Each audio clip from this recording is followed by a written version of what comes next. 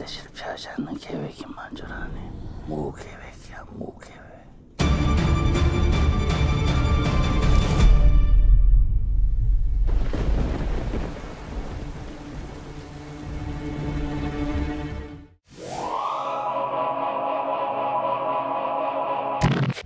We're back.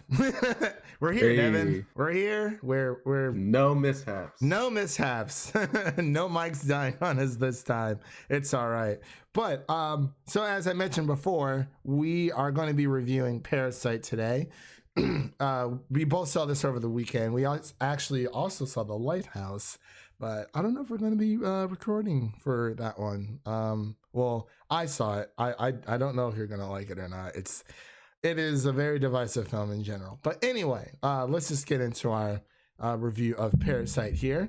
So a quick synopsis would be the unemployed family that's the main family, and I'm probably going to butcher the name of the family. It's the Keatakes family. Well, I think their last name is Kim. Kim Keatak is the dad. Okay. So let's just for easy sakes, let's just say that it's the Kim family, and you also have the Parks family. So all unemployed, the Kim family takes a particular interest in the wealthy and glamorous Parks family for their livelihood until they get entangled in a unexpected incident. This was directed by Bong Ho and stars Kang Ho Sung, Yo Jung Jo, and So Dam Park, and a few others. Those are like the easiest ones that I can pronounce without butchering their names.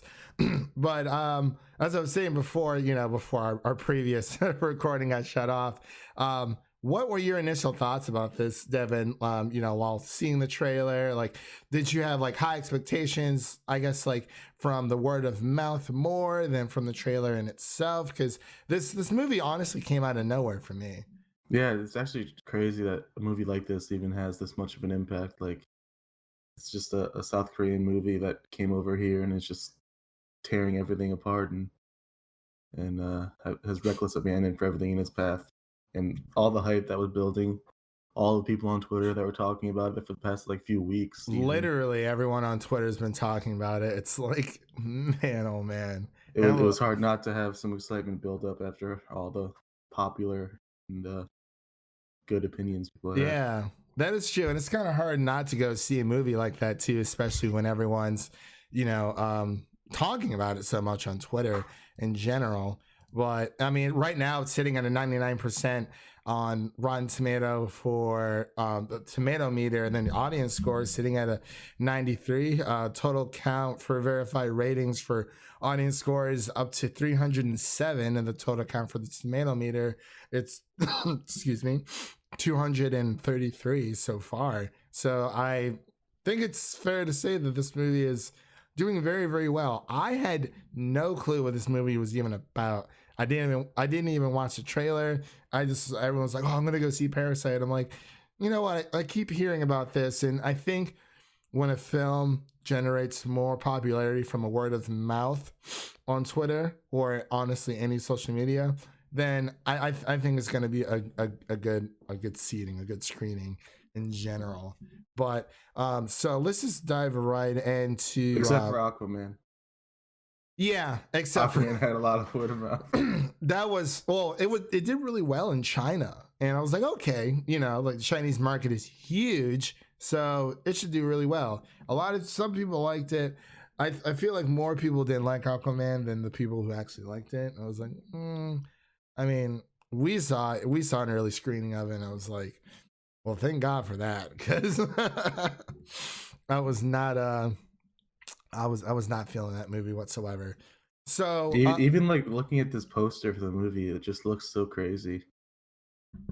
Yeah, it looks very eerie, and honestly, it makes you think it's a horror movie when it's not really at all. But yeah, because like on the bottom left hand side, you have one of the characters' feet's kind of just there, and then you have like the dad, and then the rest of the family in general with this like black bar over their eyes in general. And I was like, whoa, this is like pretty freaking weird. But I was actually very skeptical to go see it just because it was a film that was all in subtitles, and I was afraid I wasn't going to be able to. I mean, I can watch. Obviously, I can watch a film with subtitles, but usually it's. I mean, I think the last thing. I mean, it was kind of like The Farewell, but The Farewell is kind of like 60-40. English was about maybe 40% of it, and then 60% of it was, them speaking in Chinese. And I was just afraid I wasn't going to be able to follow along the story because I had no clue what the story was about before going into the theater and to begin with, and I was just. I mean, well, the theater that I wanted to go see it in isn't necessarily my favorite. It's kind of like in a old high school auditorium. I mean, it's a very historical building here in town, but it's just it's not my favorite. And I was actually a little disappointed that it wasn't showing at AMC, at least in my area. But at least I got to see the film, and that's all that matters. So, let's just get into spoilers here and just our general thoughts really quick. So I guess the cons of the movie, like what would you, I guess, well, so the genre of this is, it's saying that it's like a dramedy, like I think that you were saying before, like a dramedy comedy with a splash of thriller. Yeah, just a definitely. splash. Yeah. So I guess like what attracted you to see this movie besides the word of mouth? It was pretty much just word of mouth. Like we never would have heard of this movie if it didn't have all this traction. Like we never would have known it existed. That is very, very true. Yeah, I think I totally agree there because, like I said before, and I apologize if I keep repeating myself, knew nothing about this whatsoever. But so when it comes, I believe you were saying for the previous recording that we had before it got cut off, you said that the Kim, the father of the Kim family was your favorite. Yeah, he definitely grew on me throughout the movie because he kind of started off quiet and wasn't really doing too much, but then obviously towards the end he definitely picked up some steam. And smells like, what was it, beets or whatever, red onions or whatever they were saying. The subway, yeah, everything. He's so conscious that, and also, and just to let you guys know, we're just gonna hop into spoilers as well. So if you haven't seen the movie from here on out, turn back now, then come back and listen to the rest of it. But yeah, him smelling like the subway really got to him apparently. And then him killing Mr. Park at the end. I was like, oh my gosh, like he's trying to reach for the keys that's underneath the old housekeeper's husband because there's a freaking bunker in this house, right? And it's just like no one knows about it besides the old housekeeper. But I really liked how the name of the movie kind of like this entire family takes over. The son meets his one of his good friends comes over and he's like, hey, he's like, I'm studying abroad, so I need you to help teach the Parks family's daughter how to speak English. And it's like, I guess that's like, that might be like the only negative I can think. I want more information on that friend that. Yeah, and he never showed back up. He's like, I'm going to study abroad, and when I come back, I'm going to ask. Did he have his whole family? Did he have his whole family working there too? Was it like the same thing that he did? Honestly, I have no freaking clue. That's a really good question because it's seemed like it's a little bit more of a trend, especially with the Kim family in general. One of my favorite lines is in the beginning. He said the mom was simple. Yeah, that was pretty funny. I think one of the funniest things when I first knew that this is going to be a really good movie is when when the son of the Kim family was looking for Wi-Fi, and then he goes literally to the end of the reach of like their bathroom, and they're literally like praising Wi-Fi, right? Like and there's the dude who keeps being on the street. That was really funny. But I think that the number one defining moment is when they're coming by for like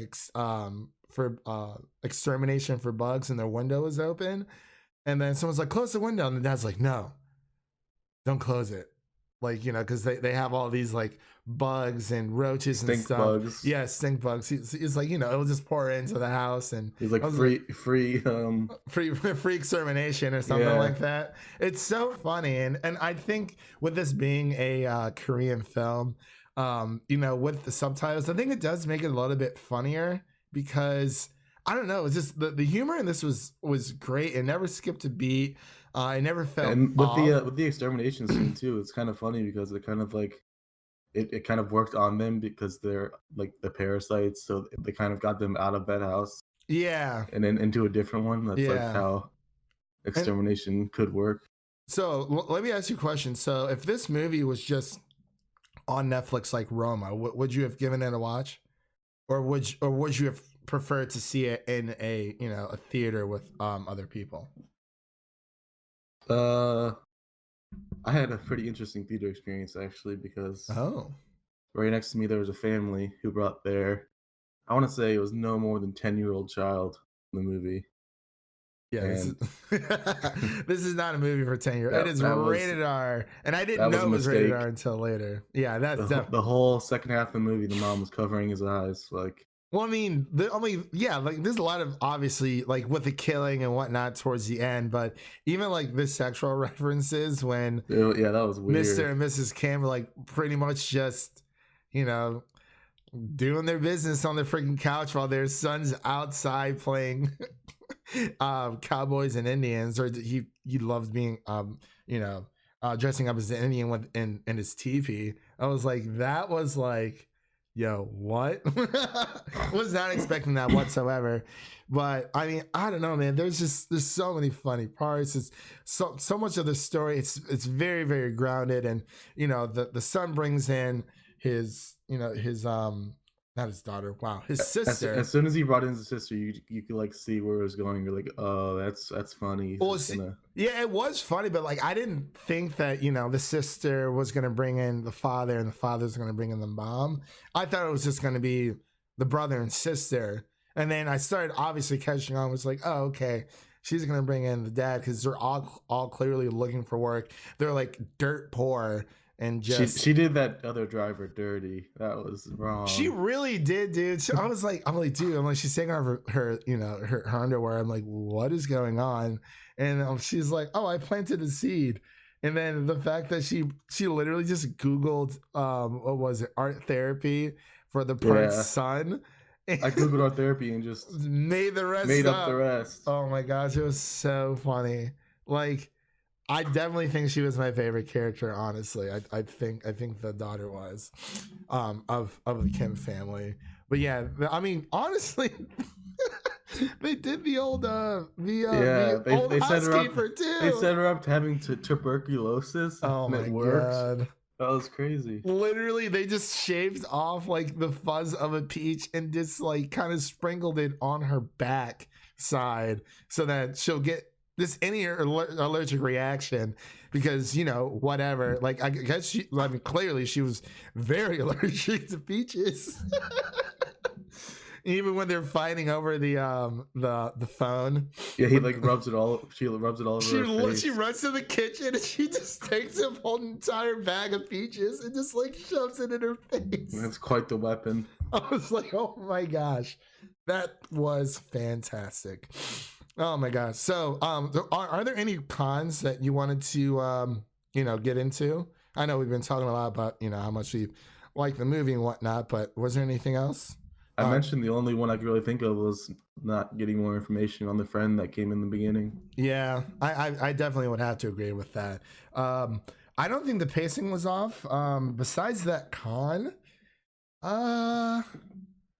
I mean, everyone, you know, pretty much had a nice little arc there with, you know, either them being alive or dead.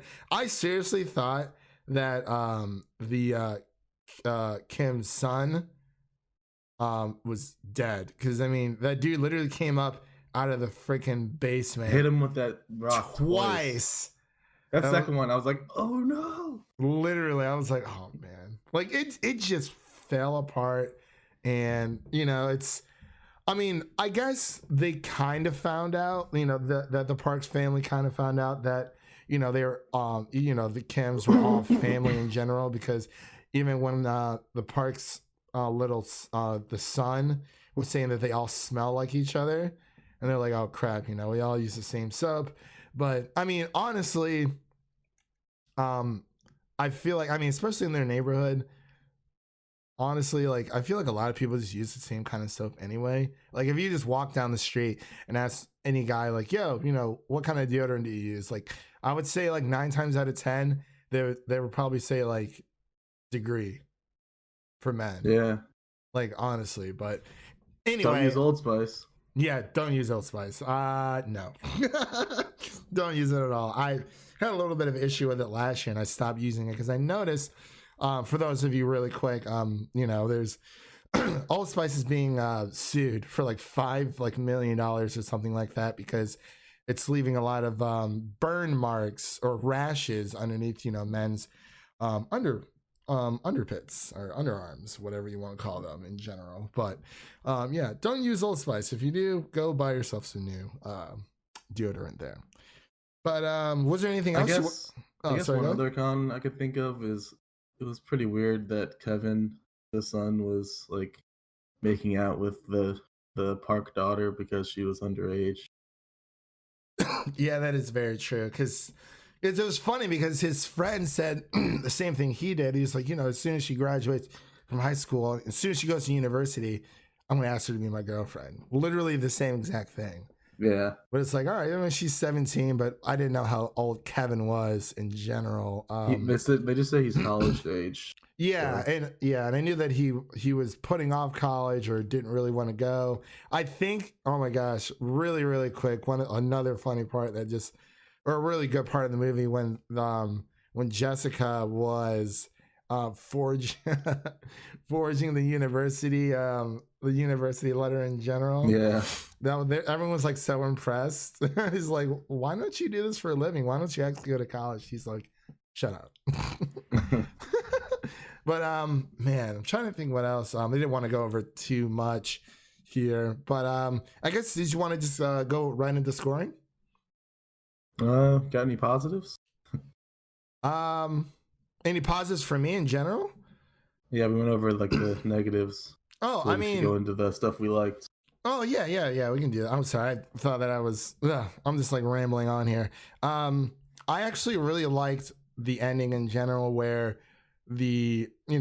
Kevin pretty much saves up money to buy the house that that the Parks used to own, just for his his father to. Well, that's what he wants to do, but then they show at the end that he hasn't done it yet. Oh, I thought it was the other way around. I thought it was like a flash forward into the future. I don't know. And then it kind of flashes back to. I took it as like, as he was writing, he was envisioning this, and then it showed him back at the old house. Oh man, you know what? Well, that just ruined it for me. I'm just joking.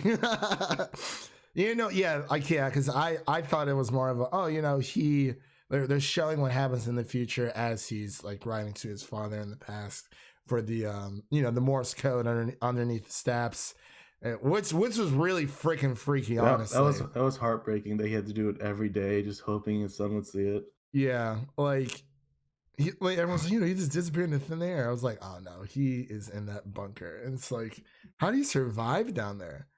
In general, they showed him having to like sneak up to the fridge whenever the family was away. He's like, they don't only drink bratwurst and beer. Oh yeah, the German family, was it? I think it was. Yeah. Yeah, I think I really like the fact when Mrs. Parks was explaining why their son, why they go away for their son's birthday, is because the old housekeeper's husband kind of just like went up the stairs one day to try to get food, and he thought he saw like a ghost, and that was the reason why they go away for his birthday every single year. And he had a seizure too, apparently. Yeah, which is what happened at the end too.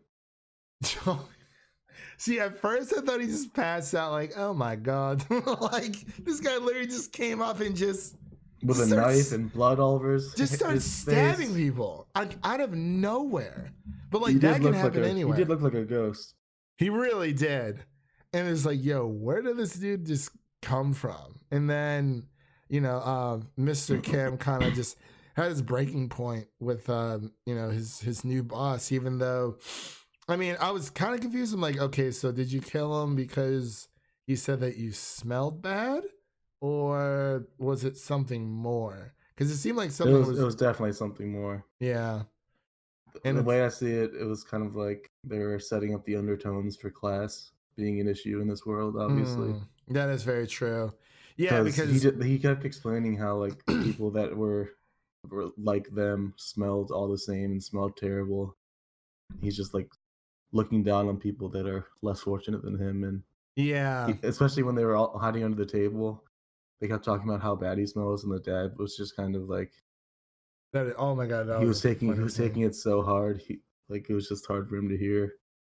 Yeah, in general, then it's kind of like, and then especially when Mrs. Parks was in the car with him, and then she kind of like pulls down the window, and he like smells himself, and it like, yeah, it definitely drives home with him for a little bit there, and even like towards the end with the birthday party when he's dressed up as like an Indian with Mr. Parks, and he's like, yeah, like it's humiliating, but like Mr. Parks is like, hey, like I'm paying you more than your average fee.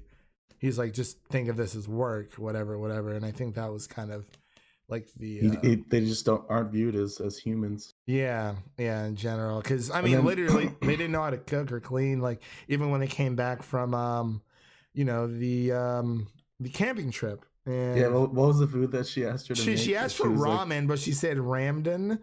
And she was like, "What?" She was like, "What the fuck is ramen?" I was like, yeah, it's ramen. It's ramen. Yeah, man. There's so many good parts, and like this movie is just so well constructed together, and I just absolutely loved it overall. Like, And then I think like at the end, like the real breaking point for the dad was when the other dad comes over to get the keys, and like there's people all around him like that need help and saving. oh yeah, and then he like kind of plugs his nose and like moves the guy The over. fact that he takes his time to plug his nose and make a face that it smells weird when there's all this stuff going around. Yeah, like literally, there's like a massacre happening in your backyard right now. He's like, all you care about is the differences between us and how bad it smells. You don't care about anything else. And he just snapped. Yeah, pretty much, because Mr. Parks was asking Mr. Kim to get the keys, right, to throw to him, or was he asking to drive him? It's like, bro, there's like 5 people like injured or just dead in your backyard. What are you doing? Mr. Kim is like trying to save his own daughter, and then the other dad just doesn't care. Yeah, like, do you think that the Parks family, like, I mean, obviously, I'm assuming they ended up finding out. I think, yeah, they did, because Kevin got probation for forging that university signed letter in general. So I'm assuming that they knew, and then the Parks family obviously moves out, and yeah, like they literally didn't know how to do like a single thing. I think the kids knew more than the parents. Yeah. Definitely. Well, I guess with all that being said, was there anything else you wanted to touch on before we get into scoring? I have what might be considered a bit of a hot take. Ooh, let's hear it. I think the things that the messages this movie was trying to get across as far as social differences goes, and like class differences, I think they did a better job of expressing it than the Joker did. I had a feeling you were gonna say that too. I mean, because Gotham City is Gotham City. Like, there's always some type of political struggle, or just it's a crap town in general. But obviously, people live there, so it's kind of like, yeah, like it's a metaphor. But I think I would definitely agree with you on that, because obviously with the Joker, it's focusing on pretty much one person. I mean, yeah, it kind of focuses on the people around him, but it focuses on how the system fails one individual versus an entire family in Parasite. So I would definitely agree with you on that. Absolutely. Yeah, and for Joker, that they were much more heavy-handed about it. Like they actually had like dialogue at the end that was just like explaining what was going on. Yeah, which I think a lot of times when your dialogue has to explain what you're trying to portray, it doesn't come off as well as just showing it in the movie. Yeah, or like if you're gonna show it in the movie, make sure that it's a way that people can easily understand. You don't have to You don't have to constantly explain remind. it to everybody. Yeah, be like, hey, like just in case you don't know what's going on, this is this and this is this. Yeah, I know what you mean. It Yeah. literally happens in a lot of these movies because I feel like a lot of these directors. I mean, like people in general out there are not smart. Let's just put it that way. They Yeah. lack a lot of common sense. But yeah, man, I totally agree with you on that. To be completely honest, but hey, And I mean, I also love the dynamics between the Kim family and then the other family of the underground husband and the cleaner wife. I love yeah, that. the housekeeper, yeah, It's like what happens in Social Divide is the people at the bottom end up fighting each other because they're trying to get to the top, and the people at the top end up benefiting either way. So it hurts everybody at the end, yeah, and and that's what happened in this movie. yeah, it's literally just a vicious cycle because I mean, who ended up in the in the basement at the very end, which Yeah, was was Mr. Kim in general, which yeah, and it's even the guy in the basement in the beginning, he like worshipped the dad of the Park family because when you're that like when you're that down low, like you just get desperate and yeah, I mean, it was, you start to believe things that aren't really true or aren't really good for you yeah, because that he worshipped that dad basically. Like even at the end when he got stabbed, he was just like kneeling over him. yeah, it was some weird stuff, man. It's the idolization of other people sometimes can be very dangerous because you start to view as them something other than human, and they're And despite them not having your best interest in mind at all. yeah, not at all. Like no. I honestly think that the two Parks kids had more of a better interest in mind for people. With Jessica and Kevin that they were studying with versus the the parents of the Parks family because they were just so oblivious, literally just like living in their own small little world in general. And even when just really quick when Mr. Kim was trying to recruit his wife essentially, trying to tell him all about it, and he's like, eyes on the road, eyes on the road. Like I get it, you don't want to crash, but at the same time he's trying to explain something to you and you're kind of just like shrugging it off because I mean they're just number. It's just a number figure. It's like, And he okay. also the dad kept saying throughout the movie, he kept talking about not crossing the line or whatever. He kept saying that over and over again. Like Yeah, it's like he just thinks they're lesser than him and that they shouldn't cross a threshold. certain part. Yeah. Yeah. Yeah, man, it's really really something to think about. And honestly, I would say if this if this comes out on Blu-ray here in the US, we'll definitely pick this up because this is easily my top 5 from what I'm really looking forward to Oscar season because there's gonna be so much hype. Yeah, and it's I mean, and there's so many good performances coming out. I mean, minus not counting like Jexy or Countdown. I don't want to say joke films, but the films that people aren't generally interested in, like Black and Blue. I will never go see that movie. I will never watch that movie. No, it just does not interest me whatsoever. But there's so many good movies coming up this year, and I mean, like I'm seeing early press screening of Harriet next week on this coming up Wednesday. Seeing Mother's Brooklyn, which looks really interesting. Like this, like now that October is kind of a dud. I'm not gonna lie, just because not everyone's into those types of horror films. Excuse me. There really haven't even been any horror films this year in October. Yeah, I swear horror films kind of just come out when they want to, and it's like, oh, it doesn't really have to be around Halloween, which makes sense. But I mean, now I think we're getting into the good stuff like November, December, and then I feel like January is just going to be. I really hope nothing. Parasite gets the Roma treatment where it gets nominated for best foreign film and best film. I really hope it definitely does deserves too. it. I still haven't seen Roma. Me neither. But I know one of my buddies down here, he's like, I literally tried watching Roma like 10 different times. And it wasn't that it was bad. He just couldn't get through it. I think he stopped around the same part every tried time. it a couple times. Maybe I'll try it out today. Maybe not. I don't know. But did you want to get into scoring here really quick? Yeah. All right. So I guess, so like just out of 100, what would you give this film? I'm just gonna copy Metascore and give it a 95. Oh wow! Look at you. I think that's around what I gave Joker. So I think you're right. I will want to say I'm just gonna give it the old. I think this is gonna be my first one, which it's the old 99 because hey, I couldn't really find. I mean, there's always flaws within every single movie, but I really did enjoy this. And after the discussion that we had, it kind of changed my mind for the score a little bit as well. So it's a darn near perfect experience that I think everyone should watch. And even if you're not the biggest person when it comes to subtitles like me, honestly, it makes you pay attention to the movie more. Yeah, like I told you, like I never see movies that are full of subtitles. I guess the only one that was even close was The Farewell, but that was probably mostly English. Yeah, and I really did enjoy that movie, and I was like, you know what, let's give this a shot, and I'm glad that we did. But it really was a roller coaster the whole time. Like you didn't know how it was going to end. It was not predictable at all.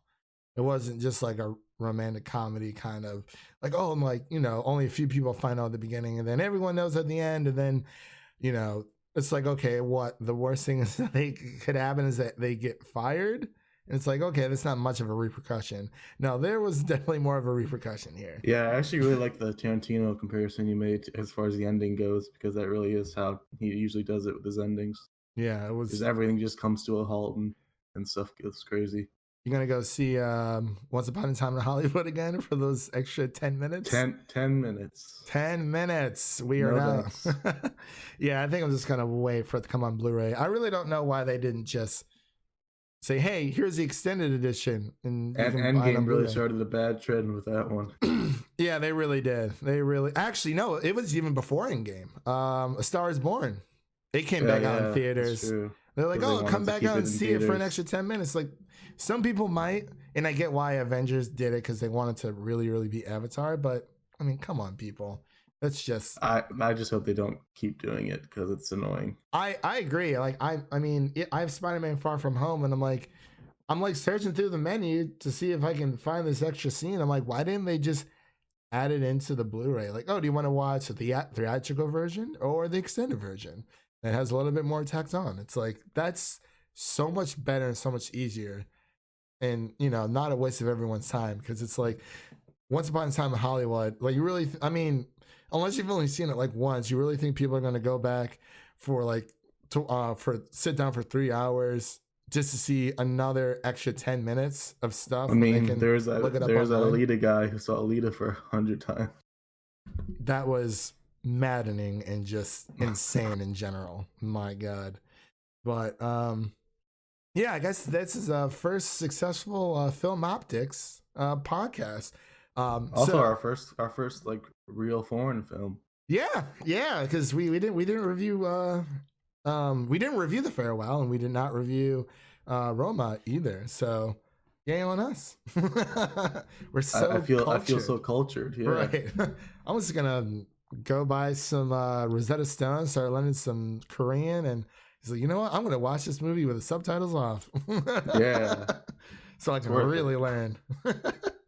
But as always, Devin, thank you for coming on. And everyone at home, thank you for listening. This was a little bit longer of a review, but I'm glad that we did it in general because there was a lot to talk about with this movie. The movie generally, I think, ran for 2 hours and 15 minutes around there. So definitely a deep dive discussion was necessary for this. But just to let you guys know that you can follow us at Film Optics over on Twitter. Optics again is spelled OPTIX.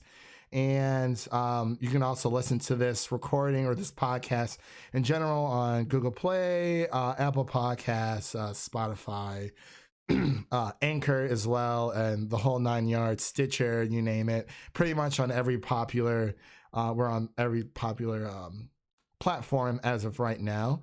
And I guess we'll see you guys in the next one. Don't forget to leave a rating if you like this, either on iTunes. It really helps out. We really want to get some honest feedback about, our podcasts and our reviews moving forward, because we would like to expand, and we want people to hear what we have to say about these movies. So, yeah, you can also follow us. I think it's still under Broke Boy Media on YouTube, but that's gonna quickly change here within the next few days. Just have to change a few things around. But I guess that's it, and we will see you guys in the next one. Peace.